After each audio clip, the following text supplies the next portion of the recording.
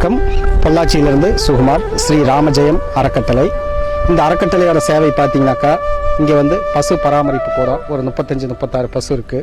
அதுபோக கடந்த 15 வருஷங்களாக 500 நபர்களுக்கு ரோட்டில் ஆதரவற்று இருக்கிறவங்க, மனநல பாதிக்கப்பட்டவங்க மற்றும் ஏழை எளியோர்னு தினசரி 500 நபர்களுக்கு கடந்த 15 வருஷமாக ஒவ்வொரு நாளும் பொள்ளாச்சி நகரில் 60 கிலோமீட்டர் சுற்றளவில் தினசரி உணவு போயிட்டுருக்கு. இறைவனோட அருளால், நல்ல உள்ளங்களோட தயவுனால.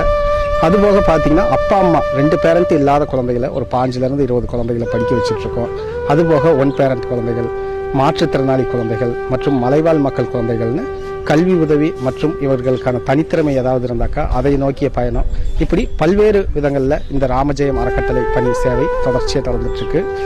அதே மாதிரி நம்ம பார்த்திங்கனாக்கா, நம்ம இந்த 15 வருஷமாக நடக்கிற இந்த சேவையில் நல்ல உள்ளங்கள் நிறைய பேரோட உதவினாலும் தயவுனாலும் தொடர்ச்சியான பங்களிப்பினாலும் இந்த சேவை நடந்துட்டுருக்கு.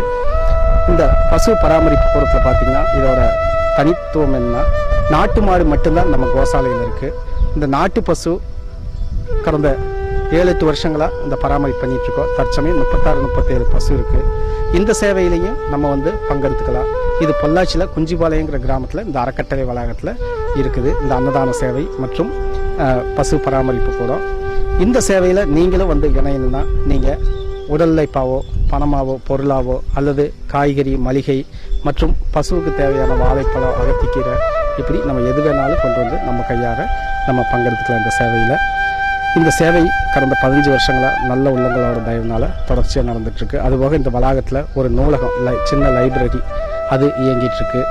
இதுபோக இங்கே மாற்றுத்திறனாளிகளுக்கு வருஷந்தோறும் ஒரு முறை ஒரு 300 மாற்றுத்திறனாளிகளை ஒருங்கிணைச்சு மாற்றுத்திறனாளிகள் தினத்தன்னைக்கு அவங்கள கௌரவிச்சு ஒரு நாள் விளையாட்டு நிகழ்ச்சி, அவங்க ஆட்டம் பாட்டம் மற்றும் அவங்க திருப்தியாக இருக்கிறதுக்குண்டான சூழலை உருவாக்கி ஒரு நாள் நிகழ்ச்சி நடத்துகிறோம். இதுபோக மாற்றுத்திறனாளிகளுக்கு மத்திய அரசு மாநில அரசு கொடுக்கக்கூடிய நலத்திட்டங்களை ஒரு மாற்றுத்திறனாளியை பொறுப்பாளராக போட்டு அவங்களுக்கு உண்டான 300 குடும்பங்கள், மாற்றுத்திறனாளி குடும்பங்களுக்கு என்ன தேவையோ, அதாவது மத்திய அரசு மாநில அரசு கொடுக்கக்கூடிய நலத்திட்டங்களை கொண்டு போய் சேர்த்திட்ருக்கோம். இது வரைக்கும் அதில் 100கணக்கான குடும்பங்கள் பயன்பெற்றிருக்கு. அதுபோக தனித்திறமையோட தனி தொழில் தொடங்க முயற்சி பண்ணாங்கனாக்கா அதுக்குண்டான சேவை மூலயமா, சேவை மையம் மூலியமாக அவங்களுக்கு உண்டான விஷயங்களையும் நம்ம உதவிகரமாக இருந்து அவங்களுக்கு வழிகாட்டிகிட்டு இருக்கோம்.